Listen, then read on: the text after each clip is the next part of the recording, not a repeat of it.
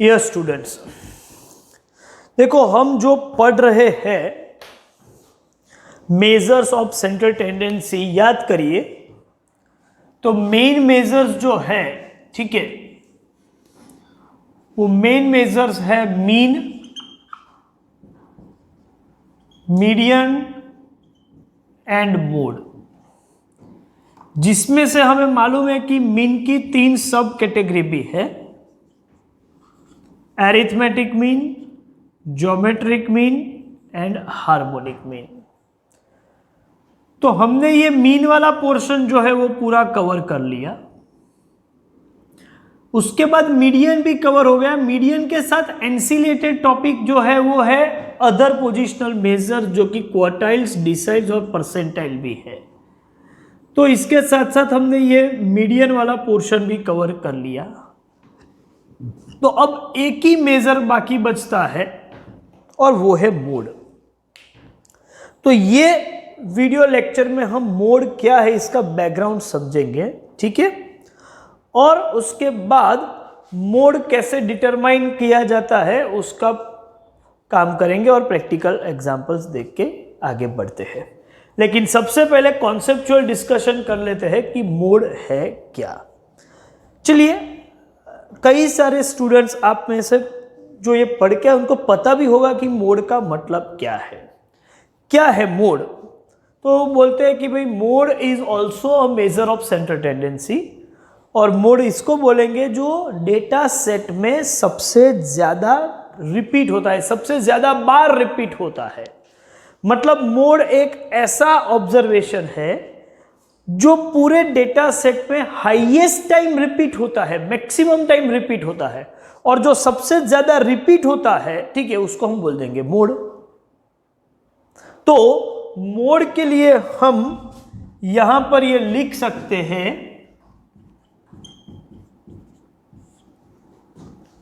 कि mode is that value of observation which is being repeated for the maximum times।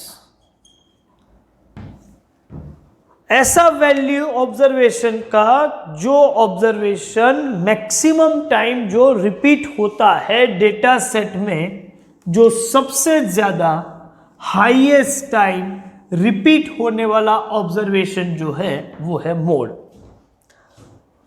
अच्छा, जो repetition value of observation है उसको तो हम फ्रीक्वेंसी बोलते हैं। मतलब जो ऑब्जर्वेशन सबसे ज्यादा रिपीट होता है हम बोल सकते हैं कि उसकी फ्रीक्वेंसी भी सबसे ज्यादा होगी। तो मोड की मैं दूसरी डेफिनेशन ऐसे भी लिख सकता हूं कि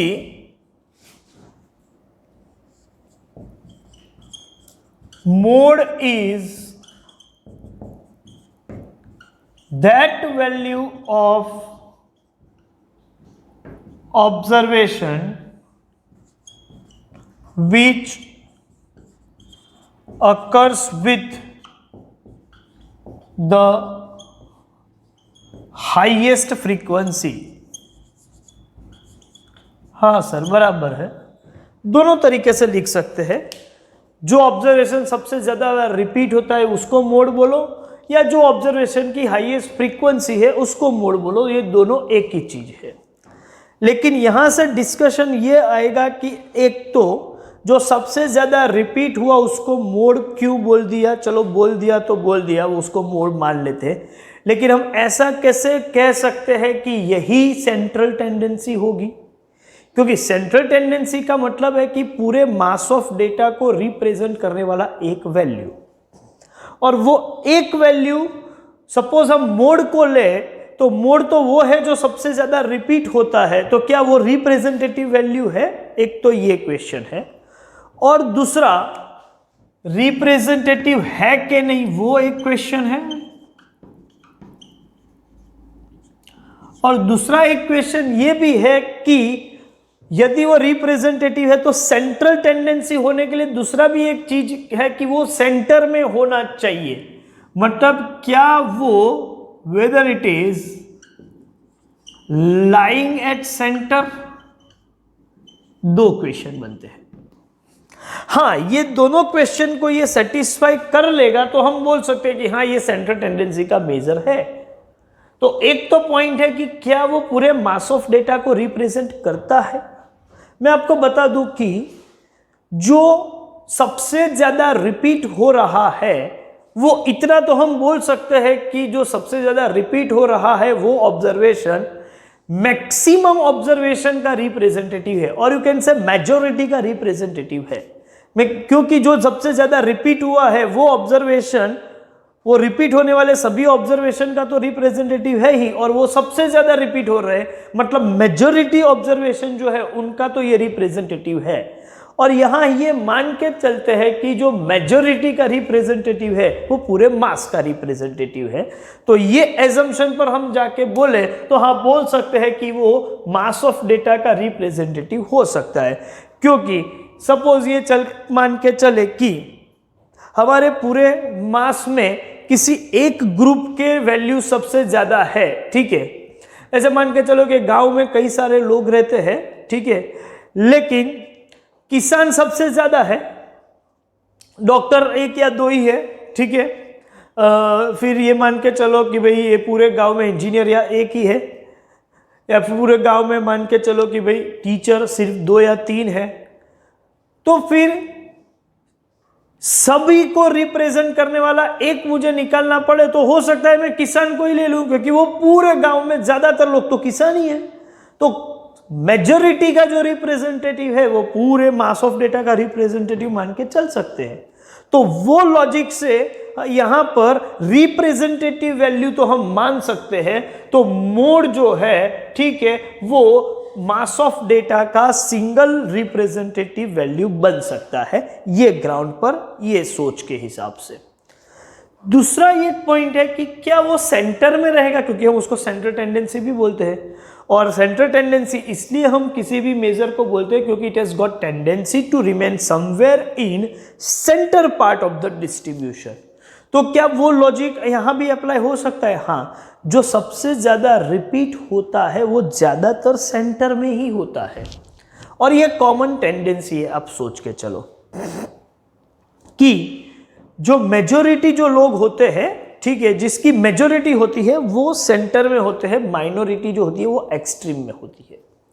जैसे कि आप एक एग्जांपल लेके चले कि बहुत ज्यादा इंटेलिजेंट, बहुत ज्यादा मार्क्स लाने वाले, अब आपने देखा होगा स्कूल में या किसी भी बोर्ड एग्जाम में या किसी भी एग्जाम के रिजल्ट्स आप देखो तो बहुत ज्यादा मार्क्स लाने वाले स्टूडेंट, मतलब 90%, 95% से ऊपर वाले कम होते हैं, और बहुत कम मार्क्स लाने वाले 5 मार्क 10 मार्क ऐसे जो लाने वाले वो भी स्टूडेंट्स कम होते हैं। मेजॉरिटी कहां पर होता है? मिडल में।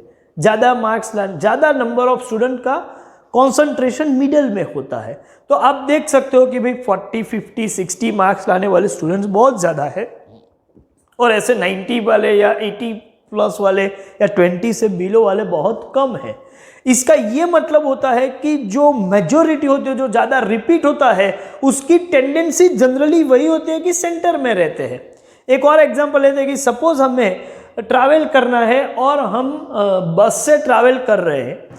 तो जब हम बस में एंटर होते हैं तो पीपल हैव गॉट टेंडेंसी, क्या, just they want to seat in center. वो नहीं, या तो वो लास्ट की सीट में बैठना ज्यादा प्रेफरेंस नहीं होगा, या फिर वो ड्राइवर के पीछे की इमीडिएट 1-2 सीट पे बैठने का भी प्रेफरेंस नहीं होगा। Majority people have got tendency to sit in somewhere in the center part. इसका मतलब जिसकी टेंडेंसी सबसे ज्यादा है वो सेंटर में रहने की है, तो जो सबसे ज्यादा रिपीट होता है वो भी मान के चलो सेंटर में ही होगा। तो ये सेंटर में होगा कि नहीं होगा? तो होगा। तो ये दूसरे एग्जाम्पल से हम ये बोल सकते हैं, या पहले एग्जाम्पल से, कि भाई सेंटर में रहने की टेंडेंसी भी ऐसे ऑब्जर्वेशन की होती है। तो दोनों ग्राउंड पर वो बिल्कुल सही बैठता है। तो हम इसको बोलेंगे कि हाँ भाई, mode is the measure of central tendency, क्योंकि वो पूरे मास ऑफ डेटा को भी रिप्रेजेंट करता है और वो सेंटर में भी होता है। तो इसका ये मतलब हुआ कि मोड की जो और मोड बहुत सिंपल मेजर है, ठीक है, उसमें कुछ कैलकुलेशन नहीं करना है। देख लो भी सबसे ज्यादा कौन रिपीट होता है, वही ऑब्जर्वेशन को सेंट्रल टेंडेंसी का ऑब्जर्वेशन, और ज्यादातर वो सेंटर में ही होगा और सभी सेंटर वैल्यू के आसपास की ही वो फिगर होगी और पूरे मास को रिप्रेजेंट करने की उसकी कैपेसिटी भी होगी। तो ये ग्राउंड पे हम उसको सेंट्रल टेंडेंसी का मेजर भी बोलते हैं, ठीक है।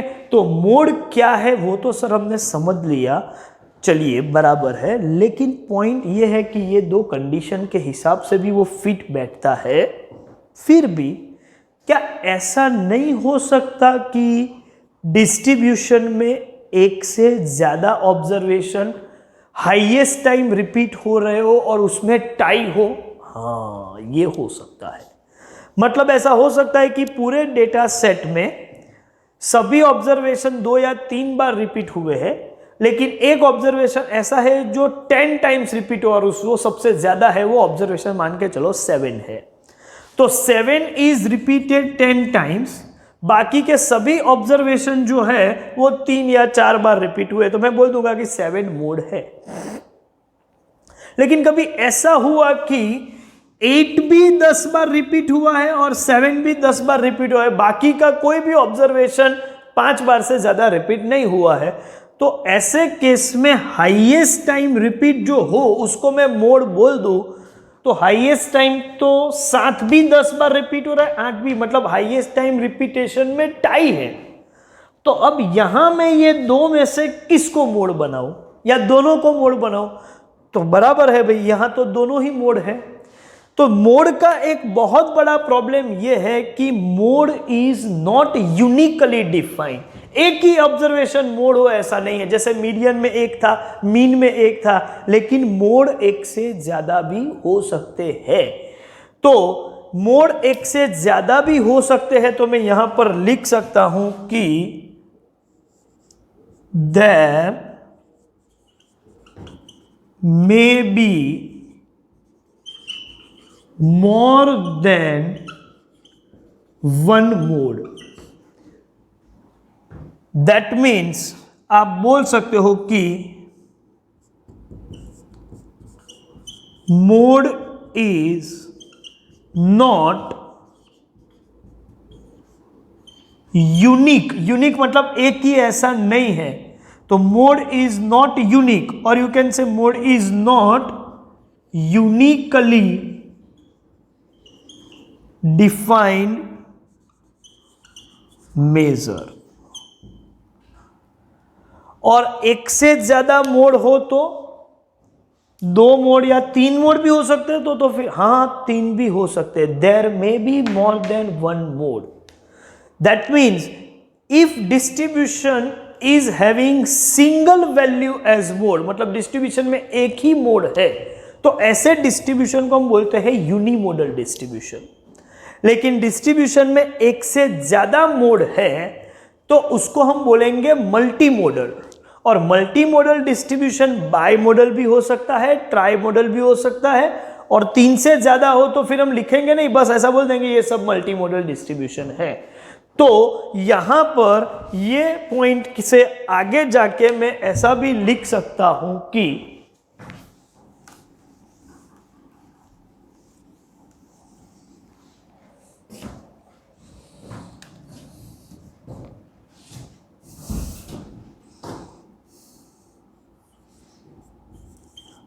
the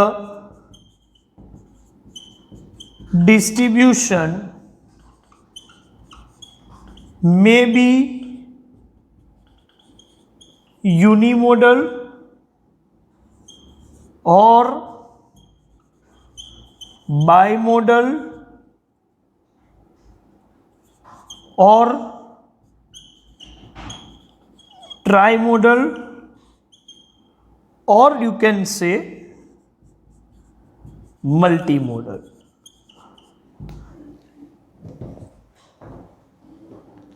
अब पॉइंट ये है कि सर डिस्ट्रीब्यूशन मल्टी मॉडल हो जाता है, यूनी मॉडल हो तो चलो बराबर है, लेकिन बाई मॉडल ट्राई मॉडल से मल्टी मॉडल हो जाता है, तो फिर हम किसको मोड माने? सभी को बोल रहे हैं आप तो मोड मानना का, लेकिन ये तो सेंट्रल टेंडेंसी की डेफिनेशन से ही अलग चीज हो गई।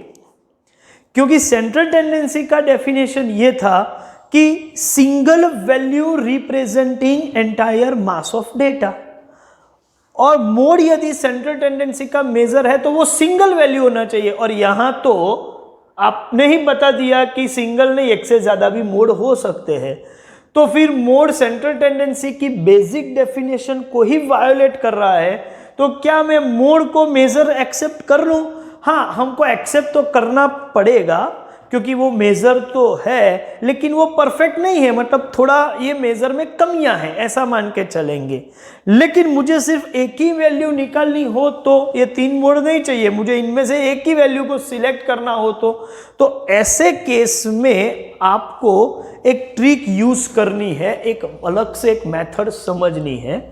तो जो डिस्ट्रीब्यूशन में एक से ज्यादा मोड हो, मतलब हाईएस्ट फ्रीक्वेंसी में टाई हो, ऐसे डिस्ट्रीब्यूशन में कोई single value as a mode हमें निकालनी है तो हम यूज करेंगे इंपिरिकल रिलेशनशिप फॉर्मूला, जो कि कार्ल पियर्सन ने दिया था।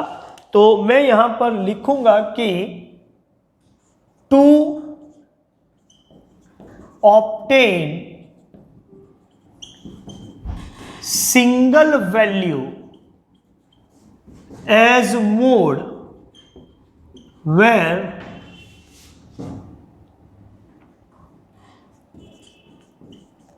there is tie in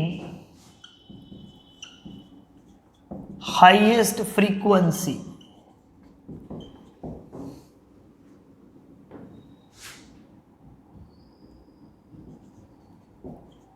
empirical relationship formula is used, and accordingly mode is 3 median minus 2 times arithmetic mean. यह है इंपेरिकल रिलेशनशिप फॉर्मूला, जिसको पॉपुलरली हम ऐसा लिखते हैं कि mode is 3m minus 2x बार। ये जो फॉर्मूला है उसको इंपेरिकल रिलेशनशिप फॉर्मूला बोलते हैं।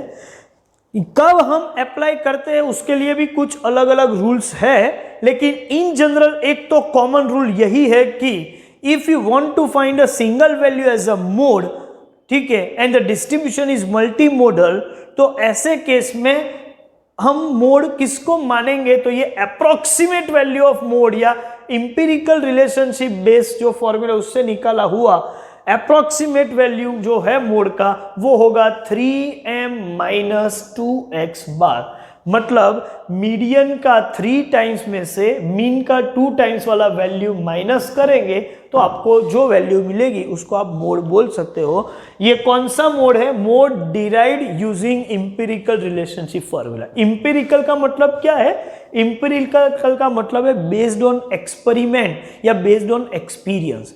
कई सारे डिस्ट्रीब्यूशन का स्टडी करने के बाद एक जनरल रूल या जनरल फॉर्मूला स्ट्रक्चर है इसकी कार्ल पियर्सन ने कि भाई ये हम इस तरीके का रिलेशनशिप मीन मीडियन मोड के बीच देख सकते हैं। लेकिन कई सारे ऑब्जर्वेशन या कई सारे डिस्ट्रीब्यूशन का स्टडी, फ्रीक्वेंसी डिस्ट्रीब्यूशन का स्टडी करने के बाद ये फॉर्मूला एक्सपेरिमेंट के बेस पर, एक्सपीरियंस के बेस पर स्ट्रक्चराइज हुई है, उसकी वजह से हम उसको बोलते हैं empirical relationship formula.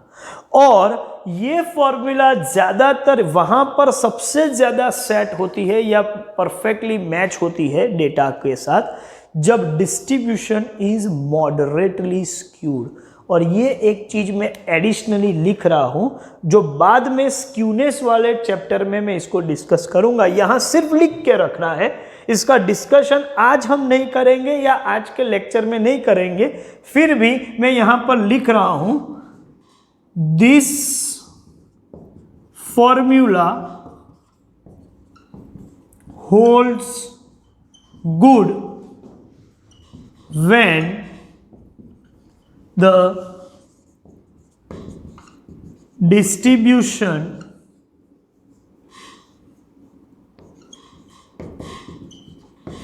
is moderately skewed। अच्छा, ये क्या है, ये मैं डिस्कस तो कर सकता हूं लेकिन बहुत लंबा खींच जाएगा, अभी इसकी जरूरत नहीं है।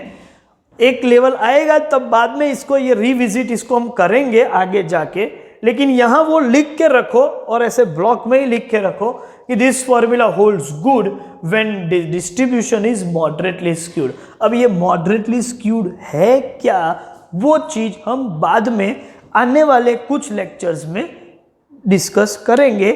आज ये पॉइंट पर सिर्फ इतना लिख के रखेंगे तो चलेगा। तो चलिए, मोड का काफी कुछ डिस्कशन हो चुका है। मोड का मीनिंग एंड डेफिनेशन, 2 डेफिनेशन दिए हैं, ठीक है। Mode is not a uniquely defined measure, distribution में भी यूनिमोडल, माई मॉडल और मल्टी मॉडल या ट्राई मॉडल, और ऐसे केस में सिंगल वैल्यू निकालनी हो तो हम इंपेरिकल रिलेशनशिप फॉर्मूला का यूज करेंगे। कुछ इंपॉर्टेंट नोट में यहां पे लिख के दूं आपको। तो मोड भी कैटेगरी देखी जाए तो mode is categorised as positional measure। Mode is categorized as positional measure। देखो, सेंट्रल टेंडेंसी के मेजर्स को 2 ही कैटेगरी में हम डिवाइड करते हैं, mathematical measures and positional measures. Arithmetic mean, geometric mean, harmonic mean, ये सब मैथमेटिकल मेजर है, क्योंकि वो मैथमेटिकल कैलकुलेशन के बेस पर, फॉर्मूला के बेस पर हम काम करते हैं। जबकि मीडियन एंड मोड जो है, उसमें मीडियन तो एग्जैक्ट मिडल पोजीशन पर से लेते हैं, तो उसको पोजिशनल मेजर तो हम बोलना पड़ेगा ही पड़ेगा। वैसे मोड देखा जाए तो हाईएस्ट टाइम रिपीट होने वाला ऑब्जर्वेशन है, उसमें कोई पोजीशन से लेना देना नहीं है, लेकिन highest time repeated observation middle position में होने के ही चांसेस ज्यादा है, तो उसकी वजह से हम उसको पोजीशन मिडल में रहेगा ऐसा मान के हम उसको पोजिशनल मेजर बोलते हैं। और कभी कभी ये हो जाता है कि highest time repeated observation centre के बजाय एक्सट्रीम पर हो, कभी कभी कोई डेटा आपको ऐसा मिल जाए। ऐसा होना नहीं चाहिए, क्योंकि ये रूटीन सेंस से अलग चीज है। सपोज ओपनिंग ऑब्जर्वेशन या क्लोजिंग ऑब्जर्वेशन, एंडिंग ऑब्जर्वेशन पर हाईएस्ट फ्रीक्वेंसी आ गई, तो हम तो उसी को मोड बोल सकते हैं। डेफिनेशन के हिसाब से यस वो मोड है, लेकिन लॉजिक के हिसाब से वो मोड नहीं है। मैंने बताया 2 लॉजिक, एक तो रिप्रेजेंटेशन होना चाहिए और सेंटर में लोकेटेड होना चाहिए। तो रिप्रेजेंटेशन तो मेजॉरिटी का कर रहा है तो मास का करेगा, लेकिन वो लोकेटेड सेंटर नहीं है, एक्सट्रीम पर है, तो ऐसे केस में mode is not suitable measure to analyse. ऐसे डेटा को एनालाइज करने के लिए सेंट्रल टेंडेंसी का कोई और मेजर ले लो, लेकिन मोड से काम मत करो। और फिर भी मोड निकालना ही है तो ऐसे केस में भी आप इंपीरिकल रिलेशनशिप का यूज करो। तो इंपीरिकल रिलेशनशिप हम कब यूज करेंगे, तो एक तो रीजन हमें मिल गया इसके साथ साथ ये यहां डिस्कशन में कि हाईएस्ट फ्रीक्वेंसी में टाई हो और उस वक्त हमें सिंगल वैल्यू ऑफ मोड निकालना हो, तो हम इंपेरिकल रिलेशनशिप फॉर्मूला का यूज करेंगे। दूसरा एक रीजन अभी मैंने डिस्कस किया कि mode is categorise as positional measure, और हम ये मान के चलेंगे कि इट्स पोजीशन और location will always be in centre. और कभी ऐसा हो गया कि highest time repeated observation centre के बजाय एक्सट्रीम पे आ जाता है, तो mode is not suitable measure to analyse such data. और सुटेबल मेजर नहीं है तो कोई और मेजर से काम करो, कर सकते हैं, लेकिन रिजिडली कोई बोले कि नहीं मुझे मोड ही इसका निकालना है, तो अप्रोक्सीमेट वैल्यू ऑफ मोड निकालना पड़ेगा, और वो approximate value of mode empirical relationship से निकाला जाएगा। तो एक पॉइंट ये है कि इंपीरिकल रिलेशनशिप फॉर्मूला, दूसरा मैंने रीजन बताया कि कब यूज करते हैं। तो एक तो क्लियर हो गया कि mode is categorise as positional measure, it is categorised as positional measure. Actually और कोई कैटेगरी बचती भी नहीं है तो हमने उसको कैटेगराइज किया। प्योर पोजिशनल मेजर तो मीडियन ही है, लेकिन मोड जो है उसको भी उसी कैटेगरी में रखते हैं, ऐसा मान के चलो। दूसरा एक पॉइंट ये है कि ओपन एंडेड डिस्ट्रीब्यूशन हो, जैसे मीडियन में मैंने आपको बताया था कि डिस्ट्रीब्यूशन ओपन एंडेड हो तो भी मिडल में ही जो पोजीशन है वही मीडियन आने वाला है। तो ओपन एंडेड के लिए भी मीडियन तो ऑटोमेटिकली सुटेबल मेजर बन जाता है, कोई फर्क नहीं पड़ेगा। लेकिन मीन नहीं निकाल सकते, क्योंकि ओपन एंडेड क्लास होगा तो पहले मिड वैल्यू निकालने के लिए क्लास को क्लोज करना पड़ेगा। तो एक पॉइंट है कि ओपन एंडेड क्लास हो तो हम मीन निकाल नहीं सकते, मीडियन निकाल सकते हैं। क्या मोड निकाल सकते? यस। तो mode can be obtain for open ended classes. हां, मोड निकाल सकते हैं। Highest time repeated observation centre में है, फिर ओपनिंग और क्लोजिंग क्लास ओपन भी हो या क्लोज भी हो उससे कोई फर्क नहीं पड़ेगा, क्योंकि मिडल का वो जो क्लास है, जो मॉडल क्लास है, उसी से हमें काम करना है। तो मोड कैन बी ऑब्टेन। लेकिन आपको ऐसा पूछा जाए कि when open ended classes are given which is the most appropriate measure of central tendency, हाँ तो मीडियन ही है। मोड निकाल सकते हैं, ऐसा नहीं कि मोड नहीं निकाल सकते, लेकिन मोस्ट अप्रोप्रिएट मेजर ऐसी सिचुएशन में देखा जाए तो मीडियन है। तो यहां मोड निकाल सकते, इसका यह मतलब नहीं कि मोड अप्रोप्रिएट है। अप्रोप्रिएट तो मीडियन ही है, हाँ, लेकिन कोई ऑप्शन नहीं है तो मीडियन के साथ साथ मोड तो निकाल सकते हैं। मीन तो निकाल ही नहीं सकते जब तक आप उसको क्लोज ना करो। तो ये इस तरह सेंस में लिखा है, लेकिन प्रेफरेंस जो है वो मीडियन को मिलेगा। थर्ड पॉइंट, अच्छा सर, मीडियन तो हम ग्राफिकली भी डिटरमाइन करते थे क्योंकि वो पोजिशनल मेजर है और ग्राफ से डिटरमाइन, ऐसे मोड भी पोजिशनल मेजर है तो क्या वो भी ग्राफिकली डिटरमाइन कर सकते? ऑब्वियसली। तो मैं यहां पर लिख दूं कि mode can be determine graphically. तो कौन सा ग्राफ मोड देगा? तो उसका जो ग्राफिकल टूल है, ग्राफिकल टूल वो है हिस्टोग्राम। हिस्टोग्राम का यूज करके हम मोड निकाल सकते हैं। कैसे वो डिस्कस करेंगे पर्टिकुलर लेवल पर। अभी इतना याद रखो कि ग्राफिकल टूल हिस्टोग्राम है and mode can be determine graphically. तो ये एक एडिशनल पॉइंट भी हो गया। और एक फोर्थ पॉइंट है, वो भी एक इंटरेस्टिंग है कि जब आपको मोड निकालना है और ग्रुप डेटा हो तो क्लास की जो साइज है, जिसको आप बोलते हैं क्लास लेंथ, हर क्लास की इक्वल साइज होनी जरूरी है।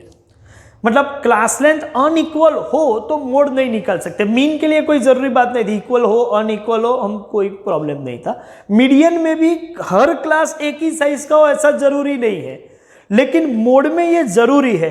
क्यों जरूरी है वो भी मैं डिस्कस करूंगा, वो क्वेश्चन के साथ हम देखेंगे। लेकिन अभी इतना याद रखेंगे कि mode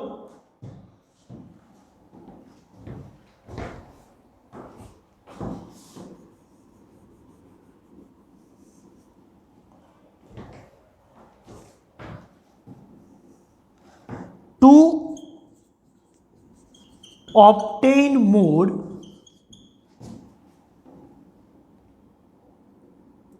each class should be of equal size।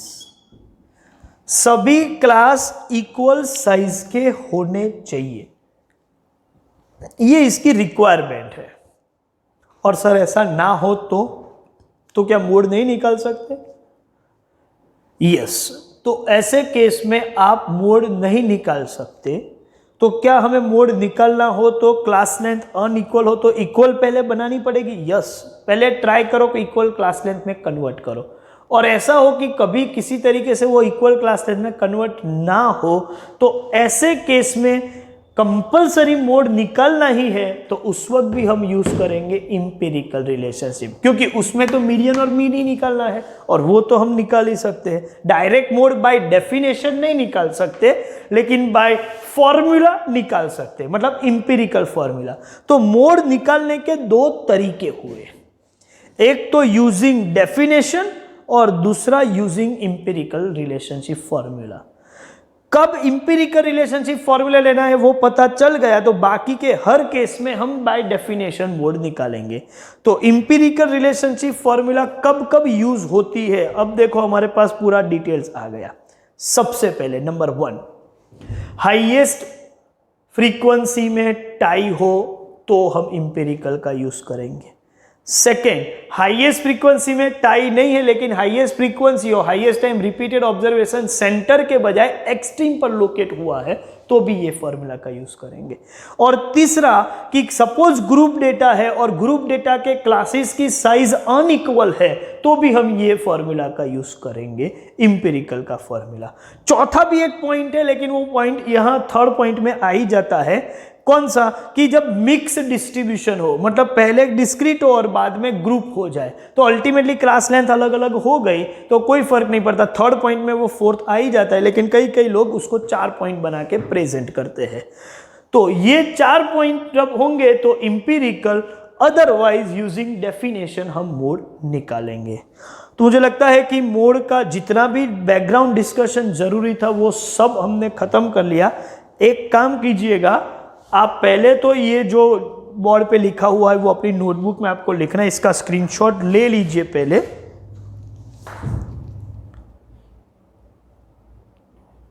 चलिए, मुझे लगता है कि आपने स्क्रीनशॉट ले लिया होगा, और इसका स्क्रीनशॉट लेके वो अपनी नोटबुक में ये पूरी नोट्स मोड के लिए अपनी नोटबुक में लिख लीजिएगा, ठीक है। पूरा बैकग्राउंड डिस्कशन हो गया है, अब सिर्फ मोड का कैलकुलेशन प्रोसीजर और एग्जाम्पल देखना बाकी है। तो एग्जाम्पल या मोड कैसे निकालेंगे, कौन सी ट्रिक से निकालेंगे, वो सब नेक्स्ट वीडियो लेक्चर में देखेंगे।